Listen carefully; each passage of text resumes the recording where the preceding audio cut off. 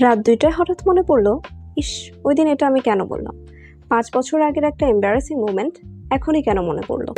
এর পেছনে শুধুমাত্র একটা কারণ নয়, কয়েকটা সাইকোলজিক্যাল প্রসেস একসাথে কাজ করে। প্রথমত, এম্বারাসিং বা ইমোশনালি ইন্টেন্স এক্সপিরিয়েন্সেস আমাদের ব্রেইনে সাধারণ ঘটনার তুলনায় বেশি শক্তভাবে স্টোর হতে পারে। দ্বিতীয়ত, রাতে যখন আমাদের চারপাশ শান্ত থাকে আর ডিস্ট্র্যাকশনস কমে যায়, তখন আমাদের মাইন্ড অনেক সময় পুরনো মেমোরিজগুলো রিপ্লে করতে শুরু করে। এটাকে রুমিনেশনের অংশ হিসেবেও দেখা যায়। আর একটা বিষয় হলো, আমাদের ব্রেইন নেগেটিভ এক্সপিরিয়েন্সেসকে একটু বেশি গুরুত্ব দেয়।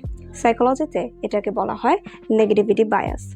তবে একটা গুড নিউজ হচ্ছে, যে এম্বারাসিং মোমেন্ট নিয়ে আপনি আজও ভাবছেন, অন্য মানুষ হয়তো সেটা অনেক আগেই ভুলে গেছে।